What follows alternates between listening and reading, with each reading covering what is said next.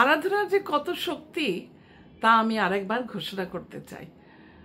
দ্বিতীয় বংশাবলী 20 অধ্যায়ে জিহোশাফাত রাজা যখন অম্মনীয় মোয়াবীয়রা তার সঙ্গে যুদ্ধ করতে আসলেন, তিনি প্রথমে ভীষণ ঘাবড়ে গেলেন, হতাশ হলেন, পরে প্রভুর চরণ ধরলেন এবং প্রভু পবিত্র আত্মার দ্বারা তাকে জানতে সাহায্য করলেন যে তাদেরকে যুদ্ধ করতে হবে না।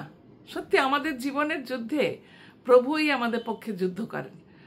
তিনি বললেন তাদের যুদ্ধ করতে হবে না, শিশু, বালক, আবাল, বৃদ্ধ, বনিতা সকলে যেন যুদ্ধক্ষেত্রে নেমে যায় আর সেখানে দাঁড়িয়ে আরাধনা করে।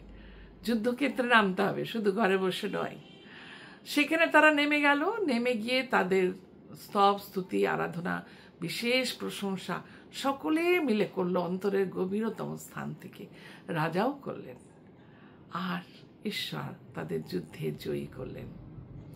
সেই জিহোশাফাত আমাদের বলেন, দ্বিতীয় রাজাবলী 20 অধ্যায় 20 পদ, তোমরা আপন ঈশ্বরে বিশ্বাস করো, সুস্থির হবে, আর ভাওবাদীগণে তোমরা আস্থা রাখো, তাহলে কৃতকার্য হবে।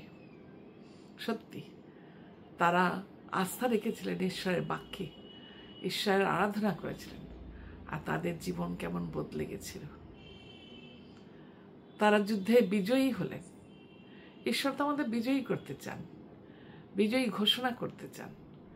আমাদেরকে আরাধনায় রত থাকতে হবে, প্রাণ খুলে ঈশ্বরের গৌরব প্রশংসা করতে হবে।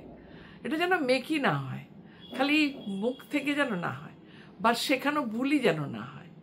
এটা যেন অন্তরের গভীরতম স্থান থেকে যে উপলব্ধি করেছি, যে আশীর্বাদ পেয়েছি, যে ভালোবাসা পেয়েছি, পাবো আগামী দিনে, তার জন্য আগাম ধন্যবাদ আরাধনা করি। তারপরে একটি ধন্যবাদের সভা জিহোশাফাত রাজা প্রস্তুত করলেন, আর সেটা হচ্ছে বারাখা, নাম দিলেন উপত্যকার। ধন্যবাদ। আমাদেরও জীবনে বারাখা থাকুক, শুধু পেয়েই যাব, প্রভুকে যেন ধন্যবাদ দিতে ভুলে না যায়। বারাখাতে উপস্থিত হয়ে আসুন ঈশ্বরের ধন্যবাদ করি, তার স্তব করি, তার আরাধনা করি। সাধু পৌল তিনি কলসীয় 3 অধ্যায় 16-17 পদে বলেছেন, খ্রিস্টের বাক্য প্রচুর রূপে তোমাদের অন্তরে বাস করুক। তোমরা সমস্ত বিজ্ঞতায় গীত, স্তোত্র, সংকীর্তন করো, আপন আপন হৃদয়ে ঈশ্বরের উদ্দেশ্যে গান করো, আর বাকি বা কার্যে যা কিছু করো সব প্রভু যীশু খ্রিস্টের নামে ঈশ্বরের ধন্যবাদ করতে করতে করো। অর্থাৎ সারা দিন সমস্ত কাজে, সমস্ত বিষয়ে, সমস্ত কথায়, সমস্ত চিন্তায়, সমস্ত স্টেপে, সমস্ত পদক্ষেপে আরাধনা, প্রভুর সঙ্গে নিবিড় যোগ আমাদের তৈরি করে। ওই জন্য হিন্দি গানে কি সুন্দর আছে, आराधना में है छुटकारा, आराधना में है चंगाई, शरीर प्राण आत्मा में शांति आनंद देता है, जान से भी प्यारा प्रभु।